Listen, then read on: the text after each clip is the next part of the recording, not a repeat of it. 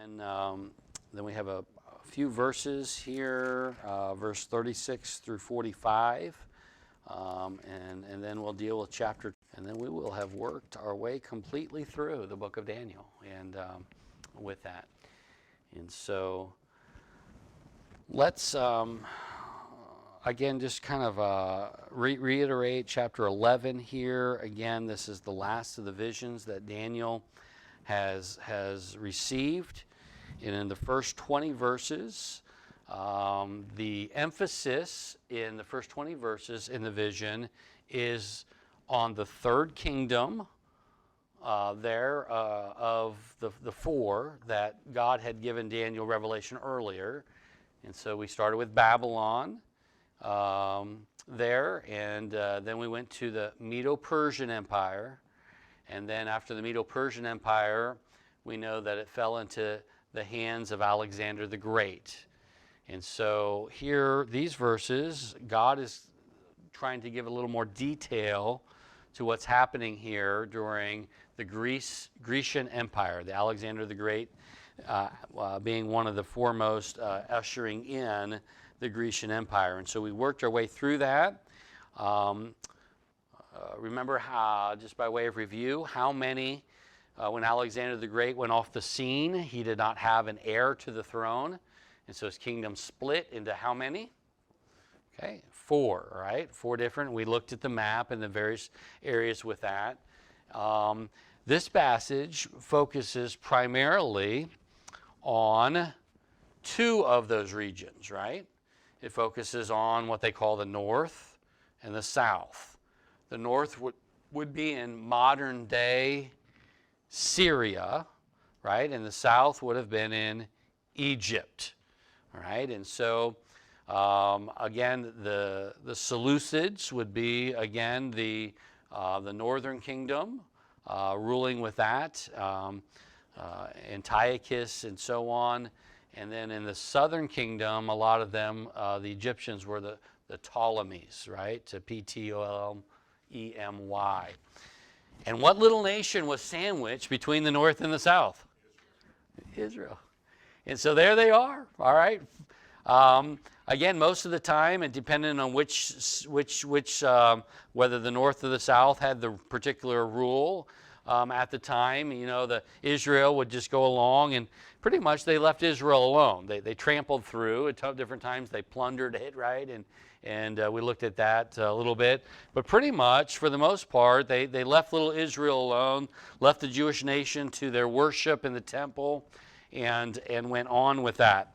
And so we worked through a lot of this history there after Alexander the Great and worked our way through Seleucus and some of his followers there. And we worked our way even through Antiochus III. Remember that? He was one of the ones they focused on there greatly. And remember, he had a defeat in Egypt right at the beginning. And so he tucked his tail between his legs proverbially and ran back up. And he strengthened himself, right? And expanded the kingdom east. And then he went back and fought Egypt and whatnot. And so we've worked our way kind of through these kings. And so that was the first 20 verses of this chapter. Verse 20, then shall stand up in his estate a raiser of taxes in the glory of the kingdom, but within a few days he shall be destroyed, neither in anger nor in battle. And so I don't have the name of that one right in front of me. But we see him, and then verse 21, now for the next 15 verses, God's going to focus on one individual. So what does that tell us? In 20 verses, he went through hundreds of years of history, did he not? And it's in the first 20 verses. In fact, even the first 2 or 3, 4 verses were more of introductions toward that. And then he went through, so literally 15 verses were over. So if you have 15 verses with a 200 or 300 years, and then now you have 15 verses with a period of about 10 or 11 years, what does that tell you? God says, hey, I want to focus on this individual for a little he's important for you to understand a little bit. And so that's where we are. And so let's get the background to it. Overview here on the beginning of the page. By the way, the little coin on the bottom of your notes is an actual coin. He was one of the first that put his mint on a coin. And again, he thought he was a god, in fact. I mean, he wanted to be worshipped as a god. And even, I didn't put the back side of the coin, but even some of the verbiage that he used on those coins magnified himself and lifted himself up in those ways. But let's get a little bit of the background here. As the prophecy is focusing on the Grecian Empire, which was a third of the Gentile kingdoms, the narrative focuses on one particular ruler, which was described as vile. That's why I've entitled the lesson, The Vile King. The ruler would be the culmination of all the other rulers of the north and south. And he would demonstrate that he was the enemy of God and his people. God describes his character, his conquest, and the persecution of Jews. And so, whereas many of the other leaders, they left the Jews alone. Antiochus was totally different. As we read through these, we get to the studying through these 15 verses, we will see very clearly that he had an axe to grind against God and against the Jewish people. And in fact, he attempted to have a genocide to eradicate the Jewish people, history tells us. So let's get a little bit of the theme, all right? How do we take that and put that into a theme? Here's what I came up with. God gives some very specific details of Antiochus Epiphanes, whom he had previously described in Daniel 8 as the little horn rising up from amongst the four horns of the Grecian Empire. Do you remember that? There's, there when that beast came up, that leopard, and they had the four horns, right? And then one little horn came up there as well amongst the four. With that, maybe we'll go back and look at that here in a minute. And these details, and so God is going to give some specific details about what went on. We find clear evidence of the satanic influence and character in his life. Besides his thirst and manipulation for power, he has an intense hatred for God and his people to the point of demanding their lives, genocide. But here's maybe one of the biggest takeaways that I want us to get as we're applying this passage. All right, so kind of maybe underline it or highlight it here. The last phrase here, last sentence. The very tool that Satan was using to attempt to destroy God's people, Antiochus Epiphanes, his persecution, in other words, that was the tool of Satan, was in fact the tool that God would use to strengthen and purify his people. I don't know about you, but that just puts a big smile on my face. I mean, Satan, he uses all these ugly and bad and awful situations. And God says, all right, I'm going to let you do that because I know that in the end, it's going to do the opposite of what you want it to do. You just go ahead and do what you want to do, Satan. You try to destroy Job, right? Guess what's happened in the end? I'm going to replenish it all right? And Job's going to be stronger in the end than when he was in the beginning. Same thing happened here with Israel. Antiochus wanted to destroy them, and he did all of his efforts to do it. But in the end, what it did is it took away all of those Jews that were on the fringe, all of those Jews that did not want to do what's right, and pushed them out, and it purified the Jewish nation there, and it caused them to come into unity together. And we'll see that as the Maccabees, they're revolted. And this time of the year we celebrate Christmas, but the Jews celebrate what? Hanukkah, which is the festival of lights, which was the dedication of the temple there when they fought back and regained control of that temple. And so, isn't it amazing how God kind of, even Scripture, back when we started, I don't know, when did we start this? April? I would have never thought we would be in a passage that kind of deals with the same season that we're dealing with. God's a God of order, and He puts these things together. All right. I put here the first verse, Daniel 11:21, just by way of just to get us started. And in his estate, whose estate? That was the one that was the raiser of taxes there, that had passed away, shall stand up a vile person, to whom they shall not give the honor of the kingdom, but he shall come in peaceably and obtain the kingdom by flatteries. All right, let's jump into it here. All right, so we looked there. We're going to look at that verse. Hold your place here and go back again, and let's look at the description in Daniel chapter 8. I have your reference down there in your notes. Daniel chapter 8, verses 9 through 14. Well, we can start with 8. Therefore the he-goat waxed very great, and when he was strong, the great horn was broken, and for it came up 4 notable ones toward the 4 winds of heaven. And out of the one of them, all right, so out of one of those 4 kingdoms, came forth a little horn, which waxed exceeding great towards the south, towards the east, and toward the pleasant land. Pleasant land meaning Israel. And it waxed great even to the host of heaven. And it cast down some of the host of the stars to the ground and stamped on them. So there again, he's warring against God himself here. And he magnified himself even to the prince of the host. And by him the daily sacrifice was taken away, and the place of his sanctuary was cast down. And we're going to see again how he stopped the daily sacrifices, and he forbid Judaism there later on in his rule.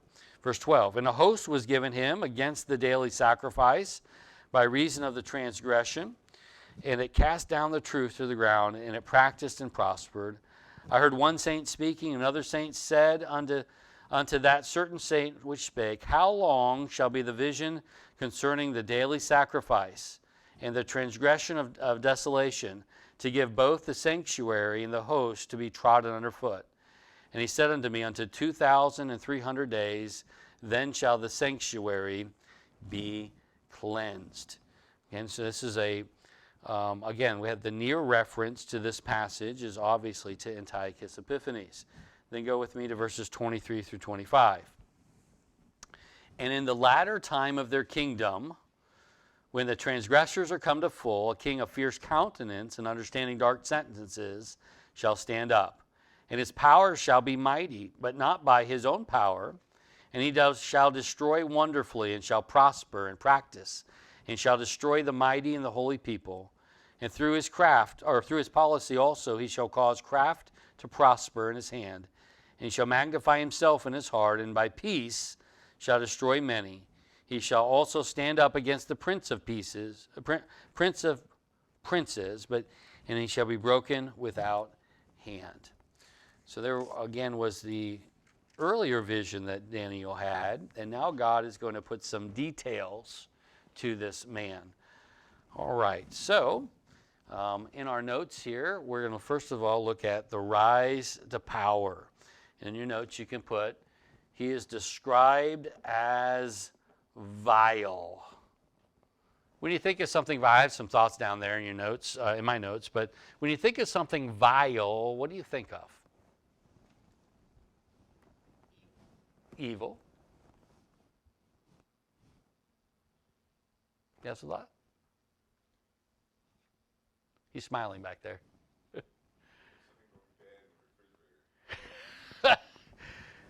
Something that's rotten, right? Good, all right? Something that's rotten, evil, all right?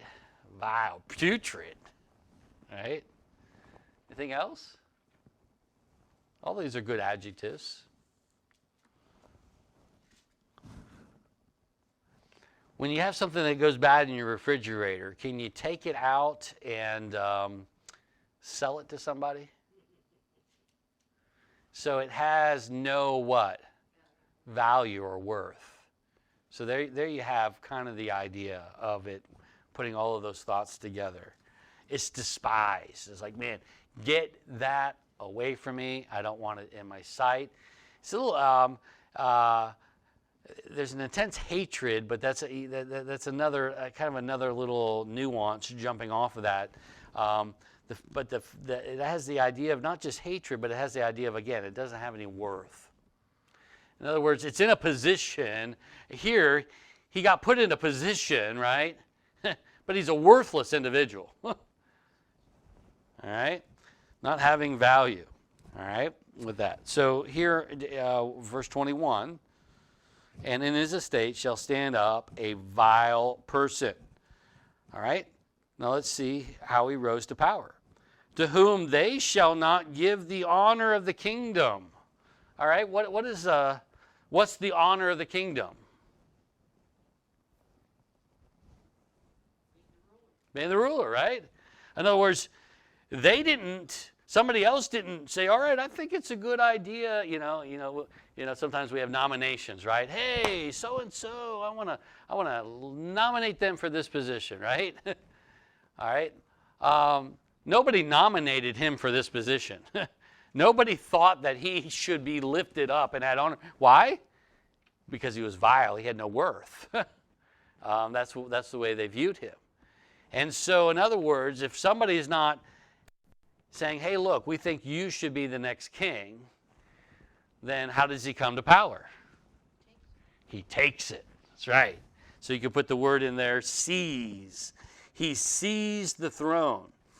We're going to give you some interesting historical facts with this. He seized the throne. He did it by flattery. What do you think? What do we think of? What might he have done with that flattery? He doesn't say in particular. What is flattery? Yeah, making someone feel good. What's that? Yeah, empty compliment. Maybe empty promises. Hey, you're such. We'll come back. I got a little map here. Let's see if we can see it here. It's a zoomed in, so you're going to have to explain a little bit. This is the Mediterranean Sea down here, okay? And so when you come to the end of the Mediterranean Sea, what nation do we know is right here? That's Egypt. Nope. Or is that Syria? Nope. Right off the coast of Crete, Cyprus. Greece? Israel. Right? You go down the Mediterranean, and you run into Israel. Right? So this up here is Asia Minor. Right? So I'm trying to get you orientated because I got it super zoomed in. I'm tracking now. Yeah. Okay, so you're tracking. So this is the Mediterranean. This would be the Aegean Sea. Greece would be up over here, right? And then the one more over here will be Italy. You keep going over here, you get to Spain, right? All right. So we're giving you a geography lesson, all right? So this is Asia Minor right here, okay? And so, again, the island, we get Israel here, and whatnot. So he was aided, in other words, in order to come to power, and remember, he's a Seleucid, so he's ruling in this area right in here, even east, all the way over here to India, right? All the way over here through the Middle East and into the Far East. And so he comes to the ruler, a regional ruler of this area right here, Pergamon. And I have it in your notes here. The ruler of Pergamon, his name was Eumenes, Eumenes the second. And Eumenes the second helped him come to power. He used him. And then once he was done using him, he left him in the dust. So that seems to be his his mantra, his character, right? That, hey, I'm gonna flatter people. I'm gonna tell them what they want to hear. I'm gonna promise them things. In the end, it's all for my own good and my own gain. And so history tells us that he used Eumenes II, the ruler of Pergamon, to come to power. Now this is very interesting as I studied this history out, okay? Antiochus the Fourth, that's what he was known by. By the way, the Antiochus was names given to them. That wasn't their birth name. I don't have his birth name. I read it somewhere, but I didn't write it down. It would be kind of like some of the kings of England and places like that who might be born with a different name, but when they come to power, and the Pope would be another one, right? When the Pope comes into power, he usually chooses a name, right, with that. And so he would have done that. So Antiochus IV was in prison in Rome. His dad, Antiochus III, or the ruler, they had owed Rome money, and so Rome was keeping him as a slave. Well, he got himself released. He was the brother of, that's the name I was looking for, Seleucus IV. Seleucus IV was the one in verse 20 that was the raiser of taxes. Remember that? And then he got himself in trouble, and he was Heliodorus there was his tax collector, and many believe that his tax collector poisoned him. And so here he is. He's the brother of Seleucus. Seleucus passes off the scene, and Seleucus IV has two sons. And they're down there in your notes. Demetrius, who was a young boy, and a baby whose name also was Antiochus. Okay? So again, you get all these names, and sometimes they overlap, and they're confused. So Seleucus IV was poisoned. He was the tax collector. And really, the rightful heir to the throne would have been what? One of his children, right? Usually it passes through, right, to the child. But somehow Antiochus IV got himself released, and in exchange for the released, Demetrius was now in bondage to Roman slavery. And so they kept him in his stead. And so now Antiochus, it might have been his smooth talking, I don't know. Well, the Bible says he was a flatterer, and along those lines. And so here he is with that. And so Demetrius can't come to power because now he's in bondage in Rome. And then I think they plotted and had the little baby Antiochus killed. It's rough. I mean, I don't know. I wouldn't want to have been a king during that time, or part of a king's family. You're watching your back all the time. Okay, is this all these people you're naming? Are they part of the north? Correct. Of Syria. Correct. They're part of remember, Seleucus IV is the man we believe that's referred to, the ruler in verse 20. Okay. And then he had two sons, Demetrius and Antiochus. And then he also had, his brother was Antiochus IV, which we now know as Antiochus Epiphanes. Epiphanes was a name added to Antiochus because the name Epiphanes means God manifest. Ah! How dare he? Right? That's how pompous and arrogant this ruler was. And so, right, he manipulates. He gets Eumenes II on his side, who is who is very influential in the area, and he pushes him to power. And so here it is, verse 21. They shall not give the honor of the kingdom, but he shall come in peaceably and obtain the kingdom by flatteries. And so you read the history of Antiochus, and it fits with this. All right, so let's go on to verse 22. And with the arms of a flood. Now, again, sometimes it uses a lot of symbolism here. When you think of a flood, what do you think of? A bunch of water, all right? And as the water comes down, sometimes, right, you get a really heavy downpour, and the water chooses where it wants to go, right? The water begins to rearrange things, and it can branch off here and there, and it's very powerful. So it's not talking about a physical flood here, most probably. It's most probably talking about the armies, right?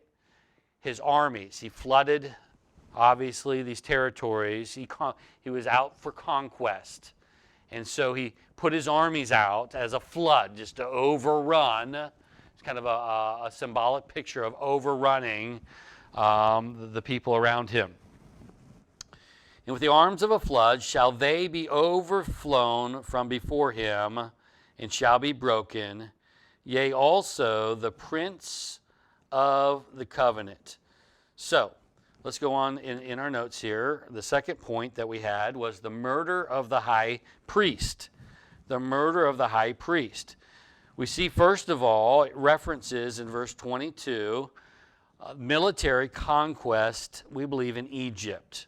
So he came to power, and he, like all of his predecessors, they were enamored with the South. They wanted more power, and so they were running down to Egypt. And he was pretty successful at the beginning of his power to be able to go in. In fact, history tells us, I was reading history, and it tells us very specifically that he went in and was able to conquer almost all of Egypt except for Alexandria, the main city. And we're going to find that they did bow down to him, and Ptolemy the Sixth, all right? We keep moving down the line. Do you remember Ptolemy the Fifth, what was important about him? He came to rule when he was how old? 5, and then when he was probably just 2 years later, 7, remember they gave him who in marriage? Cleopatra, right? And then she turned on them, right? And so that was Ptolemy the 5. So it would have been Ptolemy the 5, and Cleopatra's son, Ptolemy the 6, would be ruling now.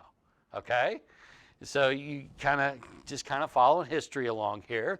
Do you see why I was in my office here? Just my head's like, spinning, and I wasn't dehydrated. So I was trying to drink water.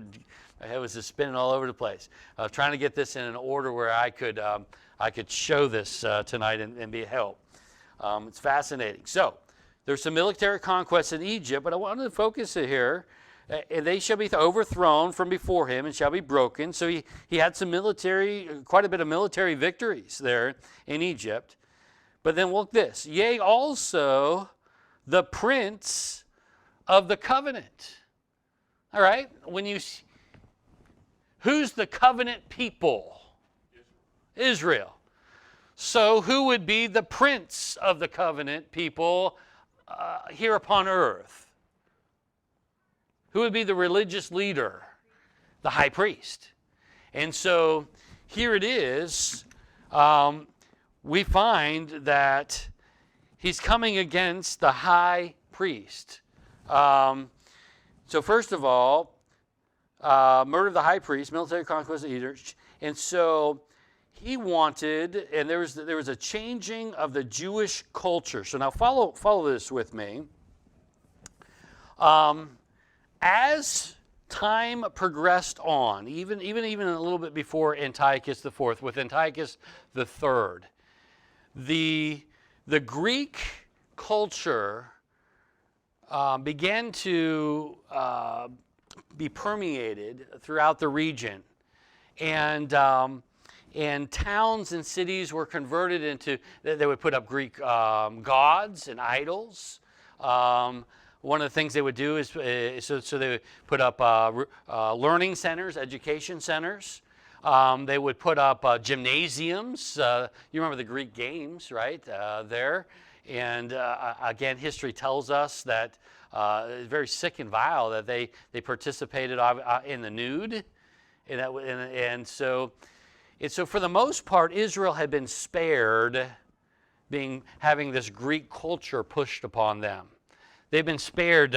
Their rulers have said, you can do what you want to do. You got your temple. You have your worship. If you're not bothering us, then we're not going to bother you mentality, kind of with that. But as time began to progress on, the pressure began to be put on Israel to conform to this Greek culture.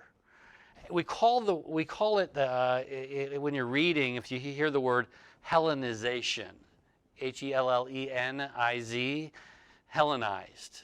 That comes from the Greek word there for being Greece in Greek. And so the pressure was being put upon. And one of the places it was being put on the greatest was the high priest. Because the high priest would be the one that would give an account for the Jewish nation to the ruler. Does that make sense? So, everything would go through the high priest. The high priest would pay taxes of the Jewish nation to the rulers. And so all the influence, they knew that all the influence was through the high priest. And so here, I'm going to give you 3 names here that are going to pop up on the screen. Here, they're your 3 blanks there. Onias, Jason, and Menelaus. Onias was the legitimate high priest. He was the high priest that was in position under Seleucus IV, there, the brother of Antiochus IV. Onias, again, we call him the Prince of the Covenant. He was the one that was kind of in charge, the keeper there, the human keeper there of the covenant. In your notes there, we find, history tells us, that he stood against the Seleucid rule. So the Seleucids, Seleucus, and increasingly there's more and more pressure for them to adopt more of the Greek way of life. And Onias says, not on my watch. That doesn't fly here. That's not what God wants us to do. So do you think he was liked very much? Not by the rulers, all right? And so, and he was favorable to the Ptolemies down there in the south. And so he wasn't liked for it. And so he was the high priest. I mentioned he represented Jewish people to the king. He paid taxes out of the temple treasury. He was ultimately murdered in 172 BC there. And so, and we see that. Yea, and he shall be broken, yea, also the Prince of the Covenant. In other words, and so here it is, the Prince of the Covenant is broken. So what happened? So I read a little bit of history, and I got some, actually, when you're reading a couple different places, I got some conflicting reports. By and large, for some reason, one source told me that he went to go have a meeting with Seleucus IV before he was poisoned to death. And so he was out of town. And it was, for some reason, it was an extended stay out of town. He was gone for quite some time. I read 2 years. I don't know whether that's true or not. But nonetheless, while he was out of town, they raised up, there was another family that was more prone to wanting to push the Greek culture. They were more pro-Seleucid. And their name was Joshua in the Hebrew, and in the Greek, it would have been Jason. So there you have your second name there, Jason. And so while Onias was out of town, Jason was installed as the high priest now by Antiochus Epiphanes. It's like, all right, this guy, I can work with this guy. he can get my agenda through. And by the way, Jason says, not only will I pay taxes, but I'm going to take more out of the treasury, and I'm going to give you more money, in order to, again, try to obtain favors. Isn't that the way things, unfortunately, oftentimes in politics work? Hey, yeah, we know that. I'll pay money for favors. And so here they put Jason in.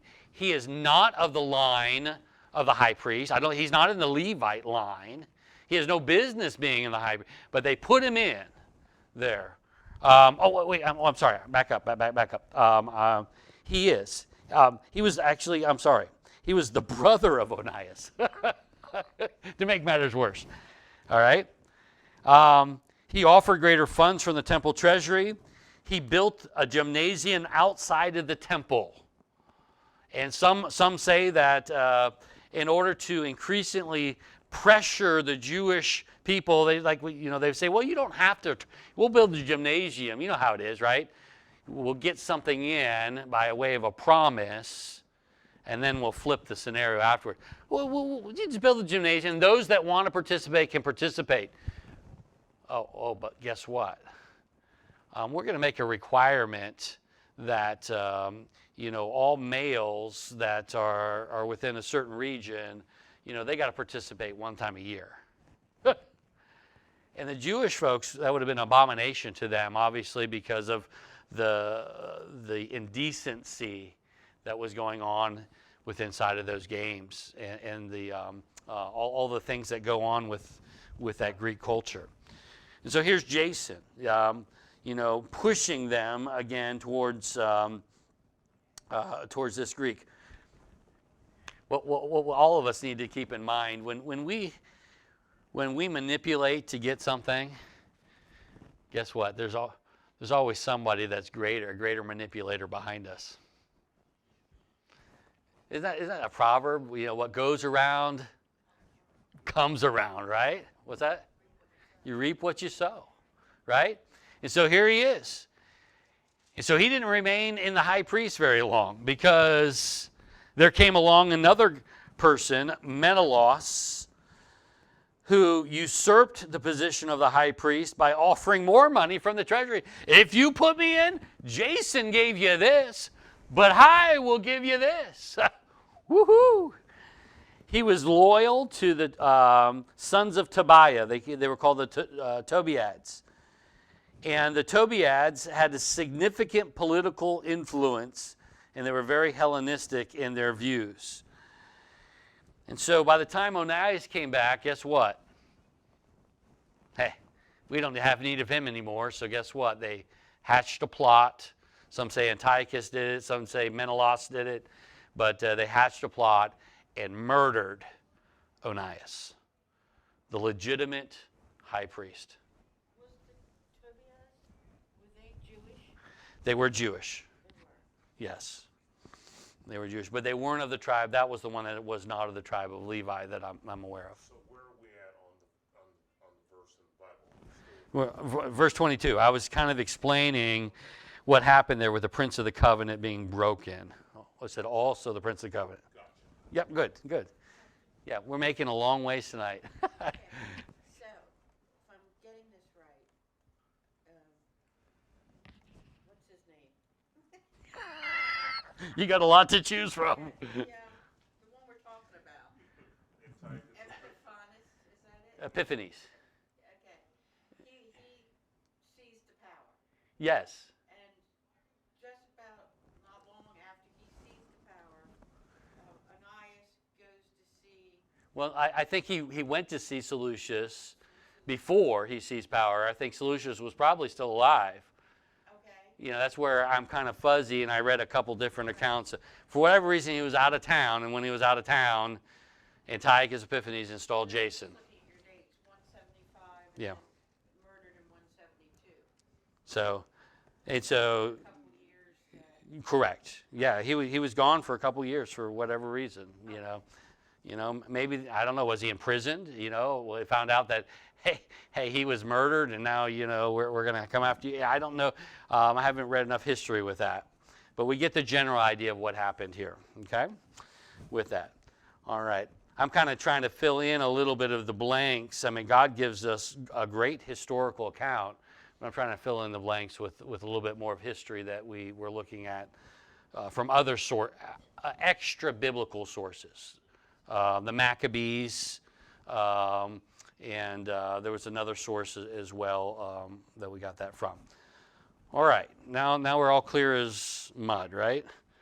All right, so let's move on here.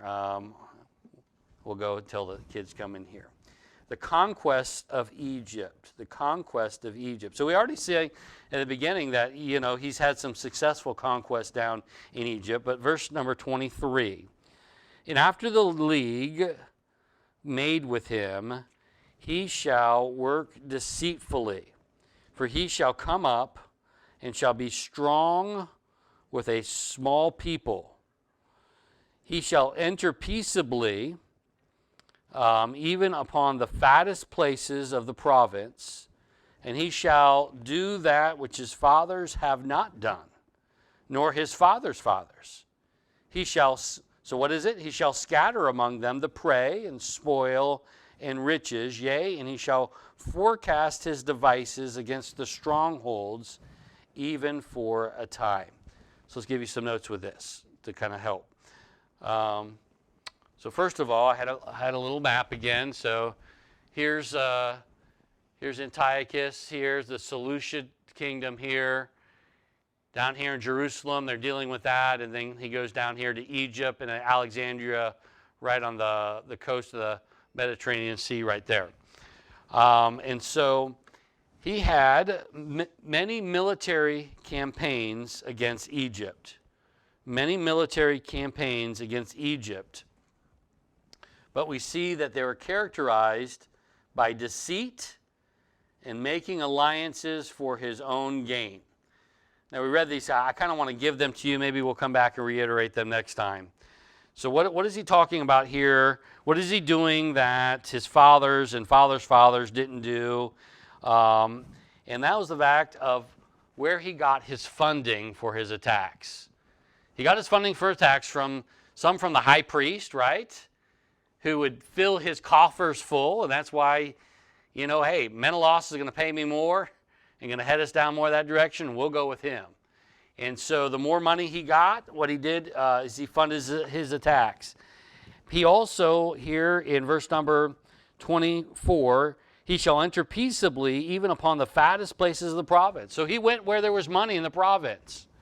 And guess what? He took of those riches from his province, and instead of building his own bank account, what did he use to do with them? He bought off people. He funded his wars, and he secured favors and personal advantages. It was supposed to be through those funds. And so his fathers didn't do that. His fathers built up their own bank accounts, but he plundered, and he took that and began to redistribute the wealth. Could we call that socialism?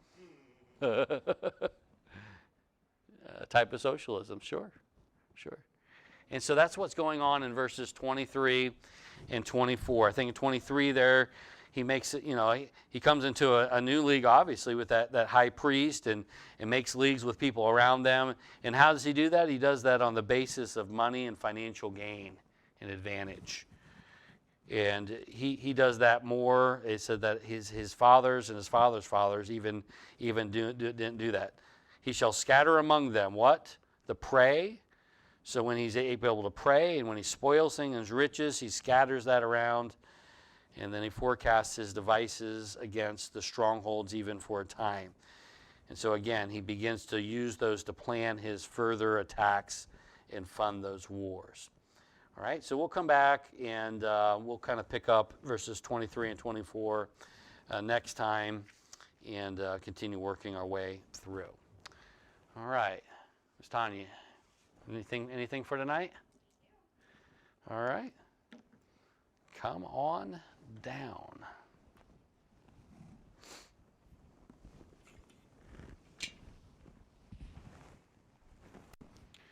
You want to turn this one on, Brother Don, for? That way I don't have to.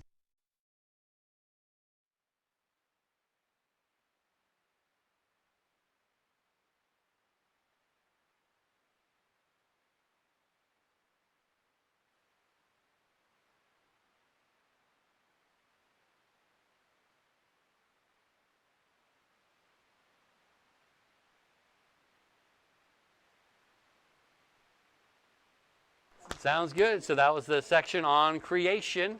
What that means. How many verses did you memorize? Is it 3? All right. All right. Give me a high five.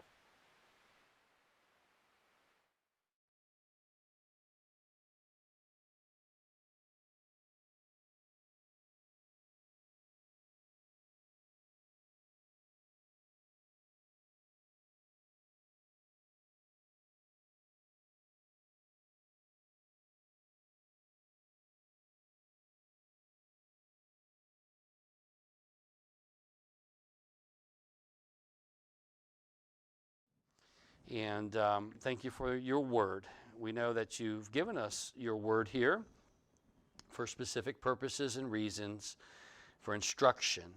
And I'm thankful that though all of these things are manipulated and going on, and the rise of power and evil, we're glad that you're sitting in heaven and you're in control, and that you're working you're working your plan out, even in the midst of all of these things in history. And we know today you're working your plan out in each of our lives individually, and in our nation, in our world, in our church. We thank you. We love you. Dismiss us with your blessings. Give us a wonderful remainder of the week. For it's in Jesus' name I pray. Amen. If you have any questions, write them down or come see me, slip them to me, and if I don't know